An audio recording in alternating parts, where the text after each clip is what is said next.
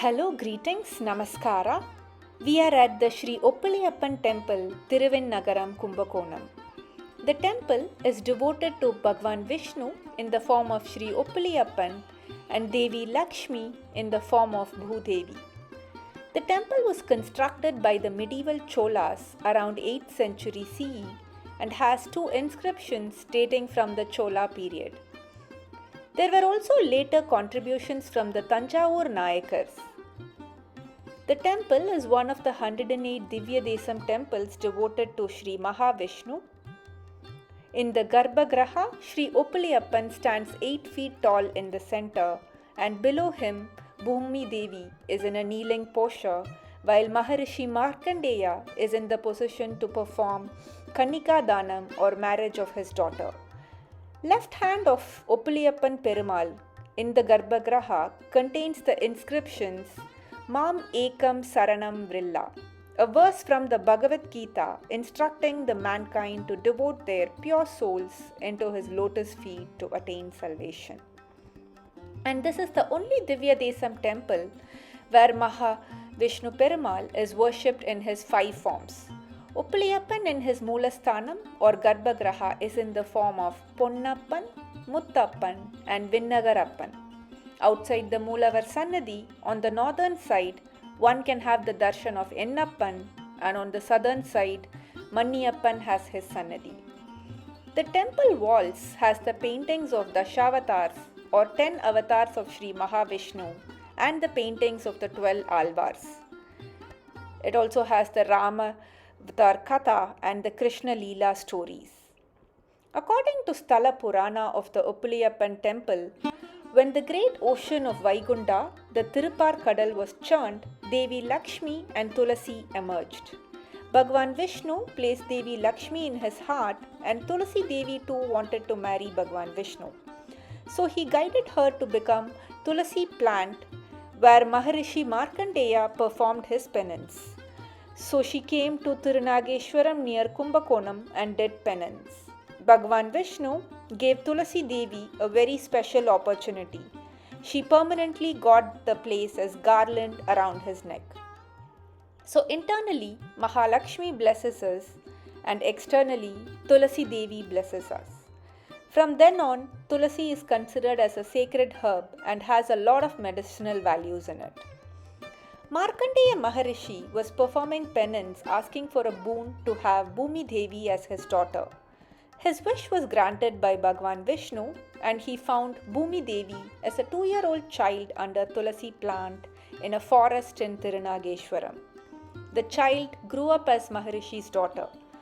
Years passed, and one day Mahavishnu appeared as an old man asking to marry Markandeya's daughter. Maharishi explained that the daughter was too young to be married and she doesn't even know to cook food with proper salt in it. But the man wasn't convinced, and even he said he would eat food without any salt. Maharishi was in a fix, and he sat for dhyanam praying to Bhagwan Vishnu to solve this problem. When he woke up from the dhyanam, instead of an old man, he saw Bhagwan Mahavishnu clad in the most beautiful clothing, with one hand in his hip and the other seeking Bhumi Devi's hand for marriage. Both Maharishi and Bhumi Devi were happy and accepted Sri Mahavishnu. So on the day of Shravana Nakshatram of the Tamil month Aipasi, Bhagwan Mahavishnu married Bhumi Devi here. Even then Maharishi felt sad due to his boundless love towards his daughter and feared that his daughter might not know the right quantity of salt to add for dishes. So he asked Bhagwan Mahavishnu for a boon. Bhagwan should take the dishes without salt in this place, but the dishes should taste wonderful to him and his devotees. Mahavishnu granted the boon, and interestingly, this is the only temple where Naivedyam is offered without any salt in it, and hence the name Oppiliyappan Oppiliyappan. Uppu means salt in Tamil, so the one without salt. Another meaning would be Oppiliyappan, the one who cannot be compared. Another uniqueness of this temple is that the temple walls has the carvings of various forms of Bhagwan Vishnu and Devi Lakshmi in each of the 108 Divya Desams, starting from the first Divya Desam Srirangam Ranganatha Swami Temple till the 107th and 108th Divya Desams, Tirupparkadal and Vaikundam.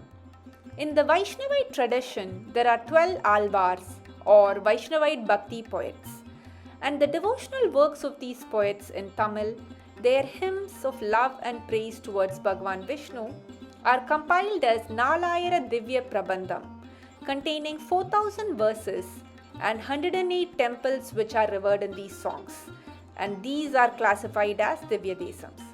The Alvars had different origins and belonged to different Varnas. According to tradition, the first three Alvars, Poigai, Bhutatalvar, Pei Alvar, and also Andal, the only female Alvar, were said to be born out of divinity. Thirumallisai was born to a sage, Tondaradi, Madurakavi, and Periyalvar were born in a Brahmin community, Kulasekara from Kshatriya community, Nammalvar was born from a cultivator family, Tirupannalvar from a Pannar community, and Tirumangai was born from the Kalvar community. Ancient Bharatiya temples are built as per Agama Shastras, the scriptures that are like a manual for temple worship, construction and rituals. And as a result, they are energy centers and a place of rejuvenation. Do ensure to visit nearby temples. We hope you liked the video. Subscribe to temples across the globe to know more about Bharatiya temples. Thank you for watching.